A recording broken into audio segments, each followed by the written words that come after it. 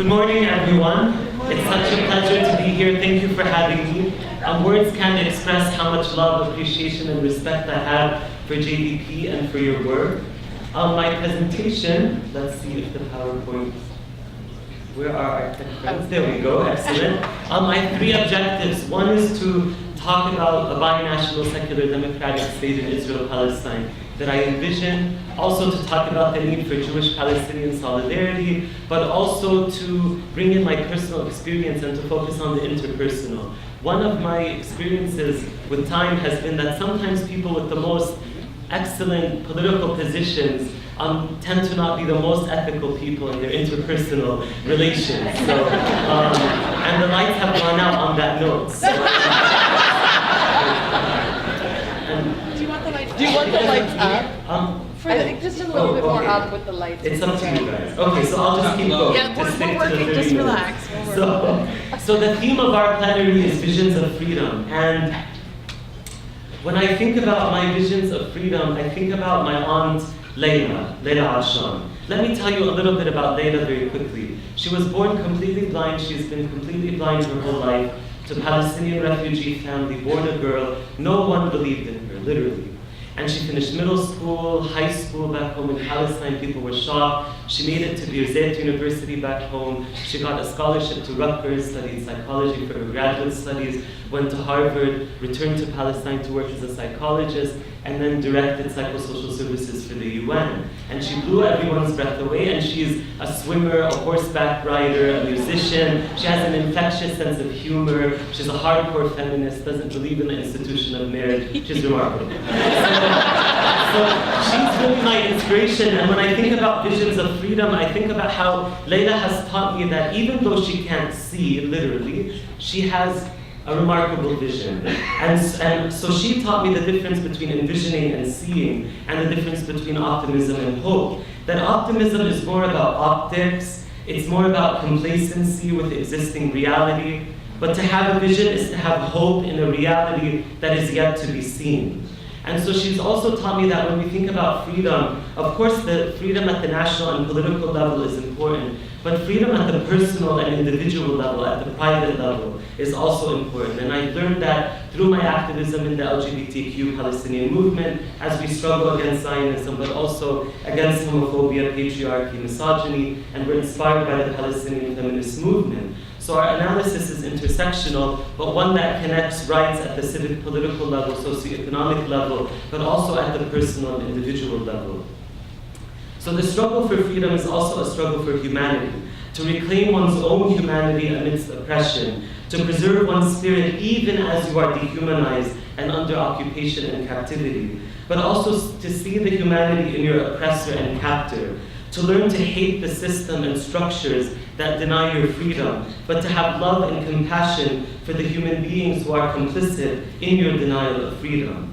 So to give you two examples of Leila's inspiring example that she has for me when I envision freedom, she recently went to Gaza from the West Bank to provide psychological counseling, and she wanted to take a swim. So she went into the Mediterranean in her swimsuit, and she swam in the beach, and a number of Hamas thugs came up to her, demanded her ID, and wanted to detain her. And she said, "What is my crime? What have I done? Is it because I wore a swimsuit and I swam? Is it illegal for women to swim?" And so she talks about how her dream is one day the occupation will end and Palestinian fishermen and fisherwomen will be able to fish properly in the sea, but also that one day Palestinian women, if they so choose, will be able to swim and to feel the water along their skin on the Mediterranean. Also at the West Bank, in the West Bank, I once was at a checkpoint with my aunt Leila, and we were lining up for hours and hours. And finally, we get towards the front of the line, and people are exhausted, the elderly, children, etc. And so Leila always carries candy in her purse, and she plays the flute, and she takes it out, and she starts performing with the flute and distributing candy to all the children, and everyone is laughing. And the soldiers really looked at us. You could see something click, that all of a sudden the humanity of these of these sheep that they had been herding all of a sudden was recognized. And she dreams that one day the occupation will end, that these checkpoints will be shut down, but that the Israeli youth who are running them will be able to recover from their spirits that are broken, and the Palestinian children, generations who've lived going through these checkpoints, will also be able to preserve their spirits. So there are cynics who say that this vision of freedom, of a reality yet to be seen, is naive, wishful thinking, and will never be realized, that we're merely providing false promises and a tyranny of hope. And also this argument that the Israeli settler colonialist project will inevitably prevail. And so all we can do at this point is to document, to record Palestinian life and existence and resources as they're being erased and as they'll permanently disappear. But is that the world that we want to live in? One in which we capitulate to oppression, that Palestinians and other subjugated people must forever endure captivity, that we will never be able to see freedom, that we're not supposed to resist. But I would argue, no, the answer is that to lose hope is a luxury, and it's a privilege that Palestinians do not have. Now, I turn here to the words of Stephen Hawking, the renowned scientist who's overcome tremendous adversity in his life, and who recently joined the academic boycott of Israel. He says there should be no boundaries to human endeavor. However bad life may seem, there's always something you can do and succeed at. While there's life, there's hope. So as long as there's Palestinian life, there is hope. And in the Arab world, we have a saying that if you see injustice, you must change it with your hands. And if you cannot, then you must change it with your tongue. And if you cannot, then you must change it with your heart. So what's the role of US taxpayers? This is an image of Gloria De Sol, a JVP member in New York, and she's carrying the sign as she's protesting. US citizens are complicit in the Israeli settler colonial project. Israel is the largest recipient of US aid in the world, receiving more US aid than all of sub-Saharan Africa, Latin America, and the Caribbean combined. So in the face of Palestinian suffering, those US taxpayers who do nothing, to not even look within themselves to imagine liberation, those who refuse to envision freedom, are the enemies of hope and the friends of oppression. Here I turn to the words of Judith Herman. It is very tempting to take the side of the perpetrator. All the perpetrator asks is that the bystander do nothing. The victim, on the contrary, asks the bystander to share her pain. The victim demands action, engagement, and remembering.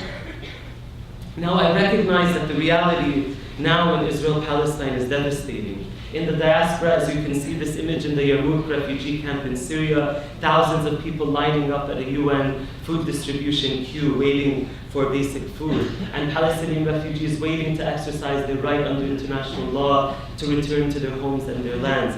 67 years later, they wait. Within Israel, we know about segregation and systematic discrimination against the indigenous Palestinian population. We know the laws that discriminate against them and deprive them of basic rights. In East Jerusalem, we know about the slow process of ethnic cleansing, the destruction of people's homes, and the devastating reality that Palestinians in East Jerusalem must endure. In the West Bank, we know about the occupation, the settlements, we know about the checkpoints, the caged checkpoints, where people are literally encaged like animals. And in the Gaza Strip, we also know that the UN states in 2020 it will not be inhabitable for human beings due to the lack of access to basic water, electricity, and sewage treatment as a result of the Israeli blockade. But we know that even in this Israeli prison called Gaza, that fellow captives, Hamas, are also incredibly repressive, suffocating their fellow inmates in a really, I think, devastating manner. But at the same time, we can't blind ourselves from hope. We can't blind ourselves from the resilience of the Palestinian people. I've been struck in Gaza, for instance, Gaza writes back, how people have used social media, their very limited resources, to amplify their voices all around the world, particularly youth. And from this summer, we all remember Farah Becker, who's been described as Gaza's Anne Frank, who was live tweeting during the Israeli assault on Gaza, describing her experience and uploading videos. In the West Bank, I'm proud that we built institutions despite the occupation and in spite of the occupation, and we built movements like the Palestinian Freedom Riders that inspire me tremendously. And in East Jerusalem, I think of one of my heroes, Reverend Naim Ati, in the Palestinian Christian Ecumenical Liberation Theology Center at Sabeel, inspired by the Latin American liberation theology as well. And I also think of our Israeli friends, our Israeli allies, like Rabbis for Human Rights, Israeli Committee Against House Demolitions, Checkpoint Watch, B'Tselem, Zuprot, Combatants for Peace, New Profile, Breaking the Silence, Peace Now, Anarchists Against the Wall, Physicians for Human Rights, Gisha, Israeli institutions, many others that it's important that we support. And also I think about the resilience of Palestinians in the diaspora, the largest Palestinian population outside of the Middle East being in Santiago, Chile, but all around the world, Palestinians who are remaining steadfast, keeping their Palestinian identity, and contributing to the growth of their respective communities and civil societies. And also, just to mention, in Israel, it's important not to forget that the Palestinian Arab parties have come together and the politicians have come together in this unified front ahead of the Israeli elections. I wouldn't put too much faith in that, but I think for me, it was heartwarming to see that unity and to see them come together. So we have to keep the resilience of people on the ground in mind. Now, when we look at my vision for freedom, what I envision is a binational, secular, democratic state that provides equal rights for all, regardless of their ethno-religious affiliation. Now, I want us to imagine a state where Ashkenazi Jewish Israelis, Mizrahi and Sephardic Israelis, Ethiopian Jewish Israelis, Palestinian Christians, Palestinian Muslims, diaspora Palestinians live together in a pluralistic society. I want us to imagine a state where women are treated equally to men, where LGBTQ people have equal rights as heterosexuals, where the physically and mentally ill and also people who have disadvantages in society are treated with respect and provided with the services that they need and that they deserve, where social inequality is kept to a minimum, where religious freedom is protected, but also where you can declare your atheism without fear, and where you can marry anyone from any sect, and where African asylum seekers are treated with respect and dignity. Imagine that society. Now, what role can JPP play and the Palestinian Solidarity Movement more broadly in the US? This is an image of my friend Beth Miller, who I see back there, who's a JPP member protesting in New York, and a really inspiring and heartwarming image to see. I have a few thoughts. One of the things I'd like to draw our attention to is the fact that I've noticed, I think, a really important self-reflexivity within a number of progressive Jewish American communities, individuals, activists, about the fear of eclipsing Palestinian voices, the cognizance that there is a privilege, and the fear that Palestinian voices will be seen as less credible or Palestinian voices will not be heard as much, and that it's really important that Palestinian voices be front and center in our work and in our activism. At the same time, I'm a bit concerned about too much self-flagellation. I'm concerned about so much radical critique and critique of critique that has, I think, a crippling effect and a paralyzing effect, where I've seen a number of individuals say, I'm really just going to disengage from this work as a white American Jew. I don't want to eclipse the voices of Palestinians. But Palestinians actually, by and large, I can't speak on behalf of all Palestinians, I can only speak for myself, but I can say with confidence that Palestinians appreciate your solidarity, respect your work, and ask for it, and actually need it. It's part and parcel of this struggle. In the South African context, we saw whites marching alongside blacks. In the civil rights movement, we saw whites marching alongside blacks. It's incredibly important that that happened. One of the things I've also noticed over the last couple of years, I've had numerous, I'm an educator, I've had numerous students at Harvard, at Brown, at Tufts, at other places, who've come to my office and have said, I'm renouncing my Judaism. That I feel that Judaism and Zionism have become so intertwined that I don't feel that I could identify as Jewish anymore because of the connotations, because of that baggage. And I think it's really ironic that as a Palestinian, I try to actually ask these students to reclaim their Judaism and to not lose faith and to remember their traditions and their values. The values that Beth Miller embodies and the values that Rabbi Grant Rosen, who's also here, who I have tremendous respect for, embody. And the fact that Beth went on a delegation with Rabbi Grant Rosen's congregation that her family is a member of in Chicago to Palestine and stayed with Palestinian refugee communities and were embraced by Palestinians with whom they met. So these are, I think, the kinds of engagements that give me hope. Also, it's important to link the struggles against anti-Semitism, Christianophobia, and Islamophobia. Now, I think we're very familiar in this group with anti-Semitism and Islamophobia, but I say anti-Christianophobia deliberately as well, because in the Middle Eastern context, we are witnessing the devastating destruction of Christian communities, indigenous Christian communities, ethnic cleansing of Christians in Iraq and other places. But also in Palestine, we see a ever-shrinking Palestinian Christian population, mainly as a result of the Israeli occupation. But how devastating would that be if one day in the Holy Land, Palestinian Christians cease to exist? So I mentioned Christianophobia deliberately as well. But at the same time, we need to have a liberation-based theology, but one that ultimately envisions a secular state in Israel-Palestine. That we are not interested, and I can't speak for everyone, but for myself, but I know that others share this view as well, not a Jewish state, not a Christian state, not an Islamic state, that we reject any and all forms of theocratic governance, and that this is very much in line with our values as a nation. I mentioned binationalism deliberately.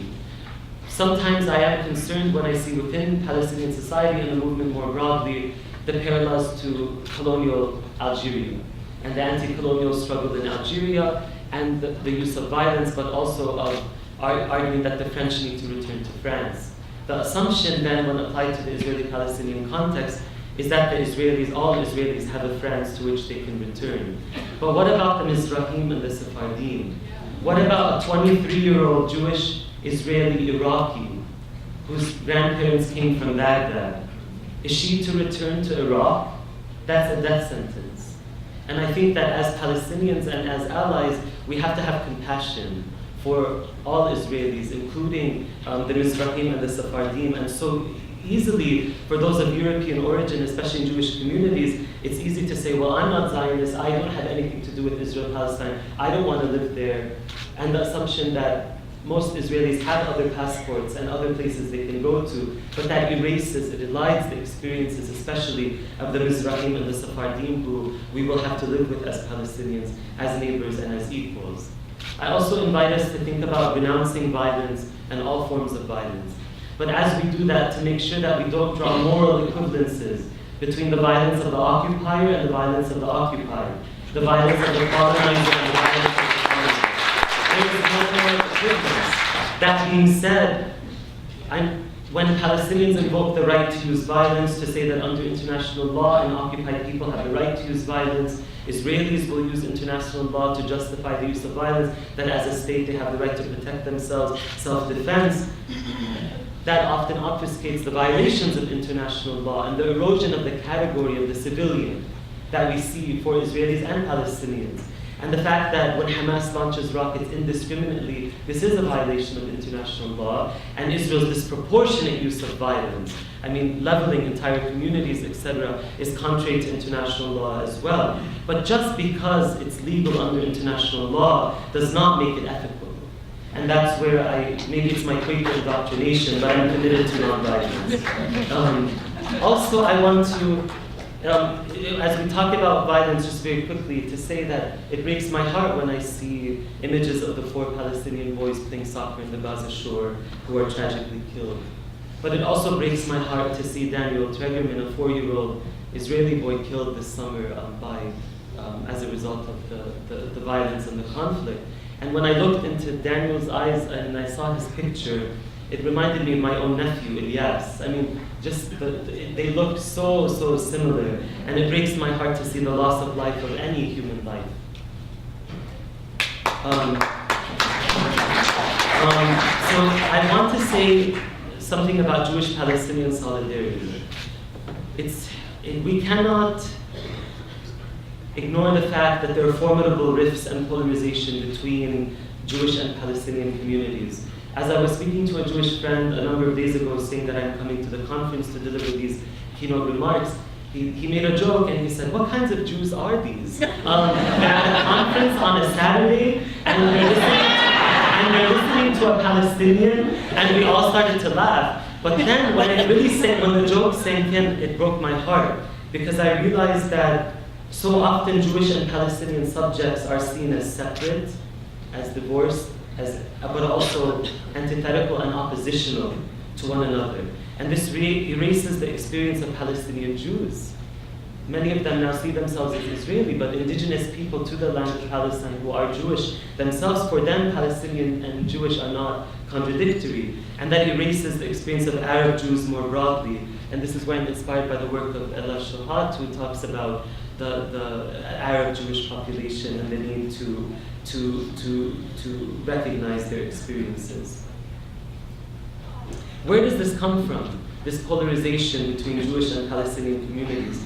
The fact that the Israeli state claims to speak on behalf of all Jews everywhere, the fact that it defines itself as a Jewish state, that it inscribes Jewish symbols on its tanks, on its flag, etc., that exacerbates the problem. And that's why I'm inspired when Rebecca Wilcomerson publishes in the Washington Post to tell Netanyahu, who has the chutzpah to say that he represents all Jews everywhere, that he does not speak in the name of many Jewish people of conscience around the world. So as Jewish subjects and Palestinian subjects, our histories are intertwined. In many ways, Palestinians are the victims of the victims. In many ways, I have a kind of revulsion to German. It makes no sense. I've never experienced direct oppression from Germans, but it's a kind of trauma that's been inherited to me as a Palestinian. And when I'm home, I want to shake Israeli soldiers so often and tell them, don't you know your own history? Don't you know that long ago, your people were living under military occupation in Europe? And how can you do this to us? And as I look at Gaza and the walls in Bethlehem and the confinement and the ghettoization, it's very disconcerting. But also these charges of anti-Semitism, that to criticize the Israeli state, the Israeli military and its policies is to be anti-Semitic. Here I have an image from the University of Illinois Urbana-Champaign, where there's been courageous resistance from faculty, students, and staff against the firing of Professor Stephen Salaita, a Palestinian-American scholar. And he saw 500 Palestinian children killed in Gaza this summer, saw his own son in front of him, and was understandably passionate in his tweets, and lost his job and his family's livelihood as a result. And here with us, I know we have Rico Kleinstein Chainik. Where are you, Rico? If you can just say hello. From the University of Illinois, for example, who's doing incredible work and is a JBT member. But also Iman Menyan, his colleague, a Palestinian graduate student. And she wrote something very passionate, which I want to quote.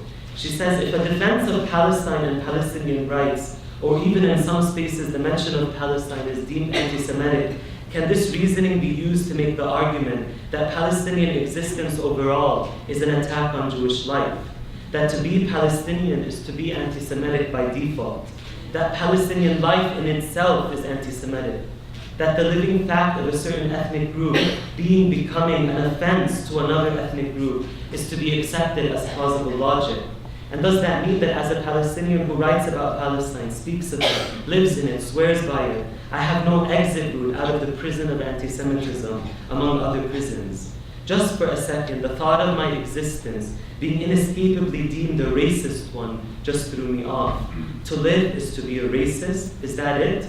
Not self-determination, but predetermination. What's the difference between a non-Palestinian versus a Palestinian talking about Palestine?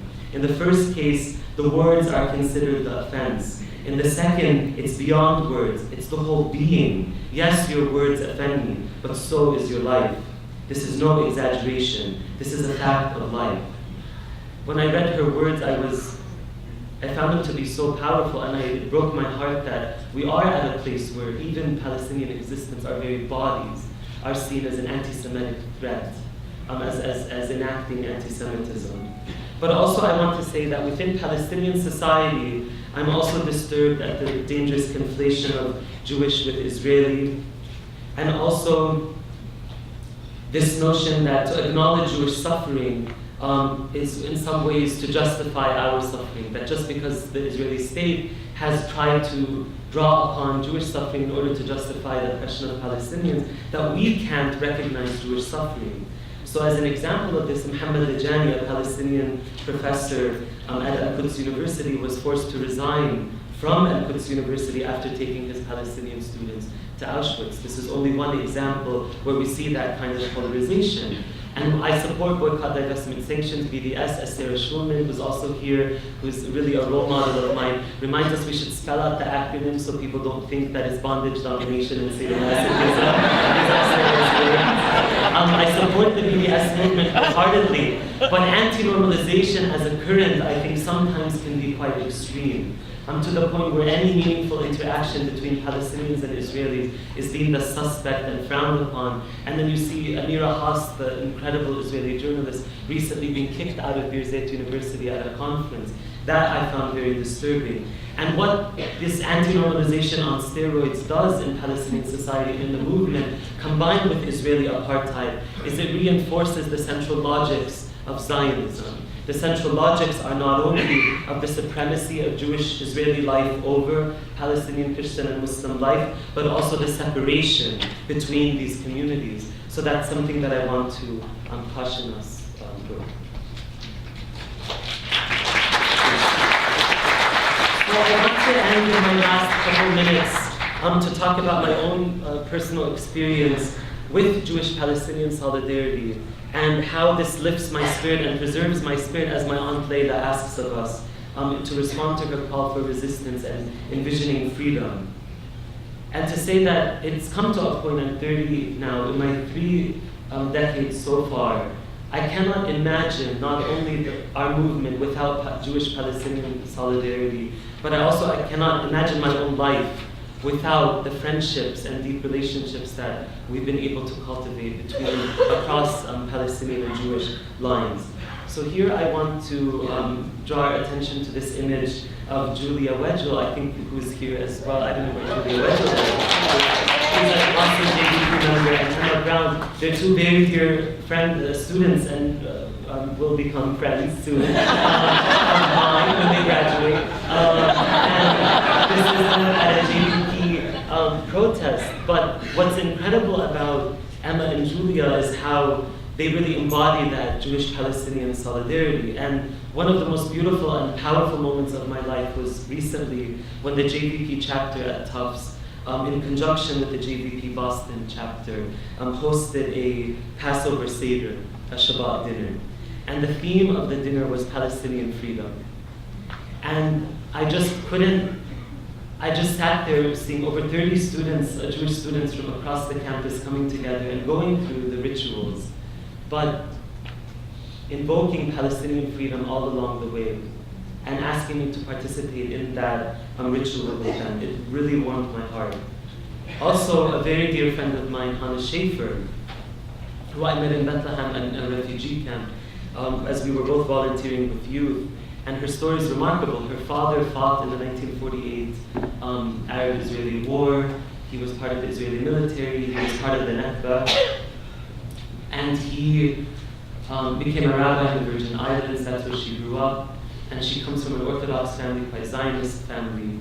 And then got to Brown University, of all places, where I'm currently teaching. And takes a course on Zionism. And at the end of her experience, realizes that this is a colonial project and it's a racist project and she can no longer identify as Zionist, and starts the BDS campaign at Brown.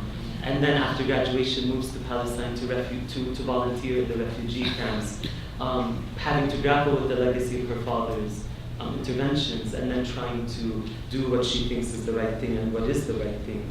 And that to me gives me hope, because it represents the kind of generational shifts that we're seeing even among the American Jewish community. Also, my friend Eve Spangler, she's a professor of sociology at Boston College.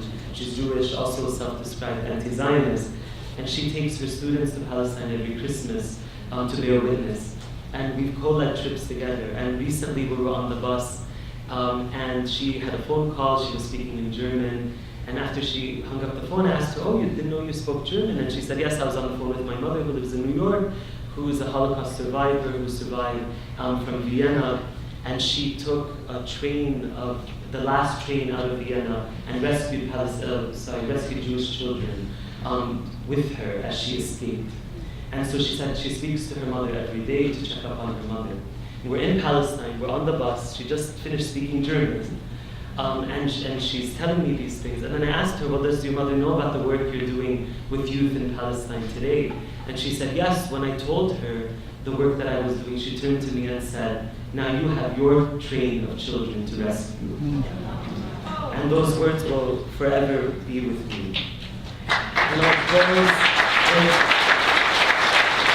with my recent experience going home. So when I go home, I'm strip searched. They take everything off, interrogation, 9 hours, etc. And I was really shaken up. 2 men strip searched me, and then I was being escorted by a soldier to the next station. It was a woman soldier. And I was really shaken up, and I just had to process. And I said, do you know what I just went through? 2 men literally just strip searched me. Do you know how that feels? And she said, well, I'm originally from Morocco, and every time I go to the US, I'm hassled in the airports. And I said, I'm sorry that they do that to you, that they racially profile you in that way. But do they strip search you in this way? 2 wrongs don't make a right, and I'm sorry that you go through that. And then she turned to me and she said, well, do you talk about the conflict? Do you ever talk about these experiences? And I was like, absolutely, you bet I do. And then I turned to her and I said, listen, at the end of the day, you are also an Arab. And at the end of the day, we are brothers and sisters.